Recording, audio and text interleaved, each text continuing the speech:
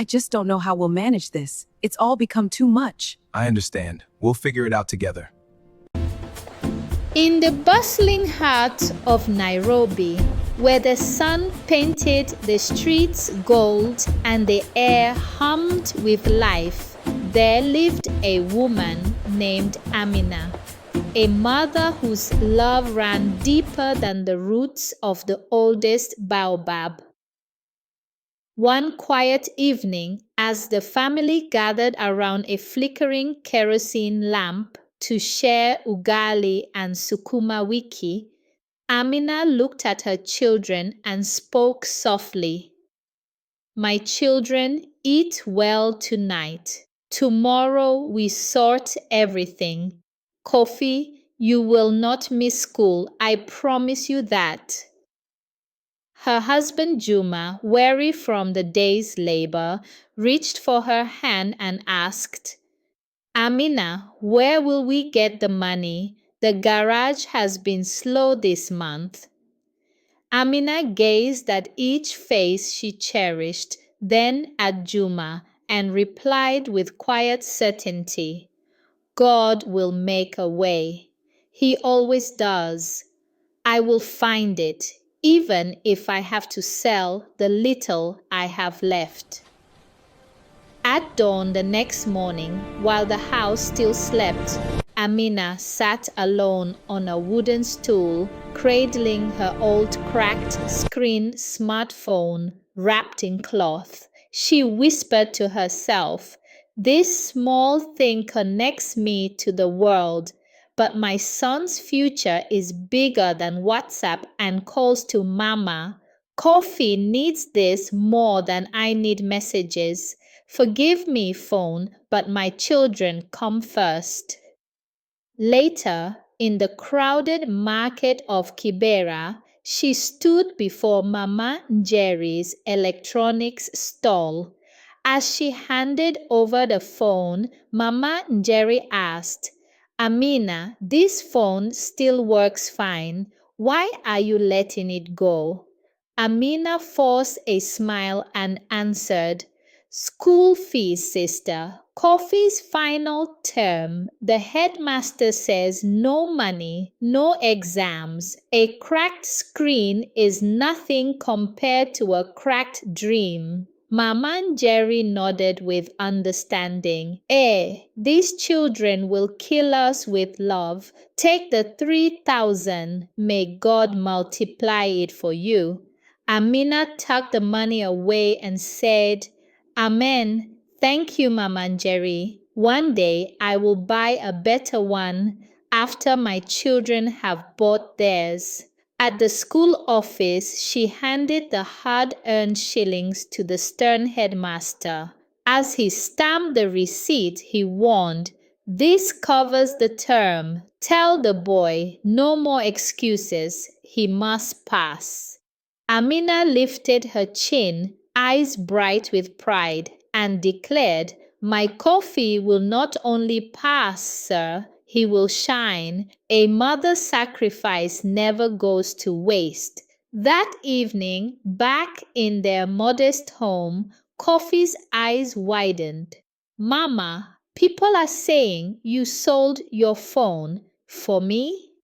Amina pulled him close and said, "Yes, my son, and I would sell 1,000 phones if it meant you stay in school. Your education is my wealth. Promise me you will study hard." Coffee's voice trembled as he replied, "I promise, Mama, I will make you proud." Little Nia chimed in, "Mama, when I become a doctor, I will buy you the biggest phone in Nairobi." Amina laughed through gathering tears. "My doctor daughter, I will be waiting for that phone. But today, I am already rich because I have all of you." Zara climbed into her lap and asked, "Mama, why are you crying happy tears?" Amina kissed her forehead and answered gently, "Because love sometimes costs everything, my baby, and it is still the best bargain in the world." On a rainy afternoon, weeks later, a well-dressed stranger approached her mandazi stall under the shelter of an umbrella.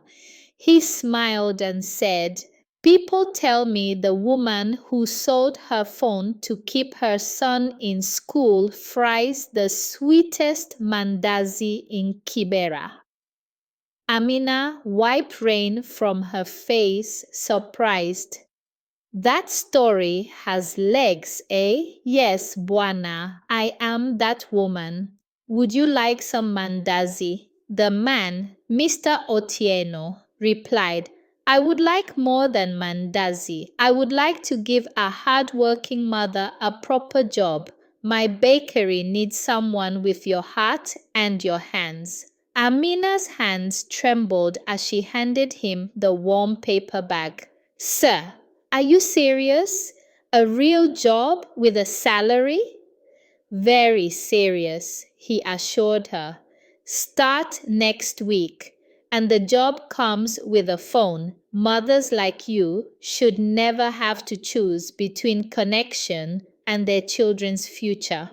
Amina's voice thickened with gratitude. "God bless you, Bwana. God bless you 100 times." Many years later, on a bright graduation day at a Kenyan university, Kofi stood on stage in his black gown, holding his engineering degree. He looked straight at his mother in the audience and spoke to the crowd. Today, we celebrate not just an ending, but a beginning filled with endless possibilities. I hold this degree because one woman believed in me more than she believed in convenience. Mama, you sold your phone so I could hold a pen. You gave up your voice in WhatsApp groups so I could find my voice in the world. This is your degree as much as mine." From her seat, tears streaming down her face, Amina whispered to Juma beside her, "Look at our boy, Juma. Look what love can do." And so, in the winding streets of Nairobi and the resilient heart of Kibera, the story of Amina, a mother who sold her phone to pay school fees, became a quiet legend carried on the wind like jacaranda petals, reminding everyone that the greatest sacrifices often bear the sweetest fruit. If Amina's journey touched you, hit that subscribe button right now. Join this community so you never miss the next story that will warm your heart, strengthen your spirit, and remind you of the extraordinary power of ordinary love. Subscribe today. More stories of real heroes are coming, and you won't want to miss a single one just like yours who give everything so their children can rise. We tell these real, heartfelt African stories, stories of resilience, family, faith, and dreams that refuse to die. No clickbait, no exaggeration, just truth that moves you. If Amina's unbreakable love turns sacrifice into triumph, then you already know why stories like Amina's matter. They remind us that hope isn't loud. It's the everyday courage of women in Kibera, in villages, in homes just like yours, who give everything